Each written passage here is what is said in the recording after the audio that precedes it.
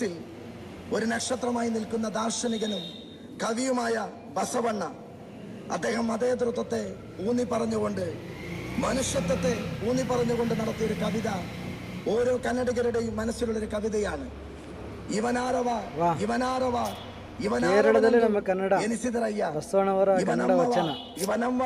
ಇವನಮ್ಮವನೆಂದು ಎನಿಸಯ್ಯ, ಕೂಡಲ ಸಂಗಮ ದೇವ ನಿಮ್ಮ ಮನೆಯ ಮಗನೆಂದು ಎನಿಸಯ್ಯ, ನಿಮ್ಮ ಮನೆಯ ಮಗನೆಂದು ಎನಿಸಯ್ಯ.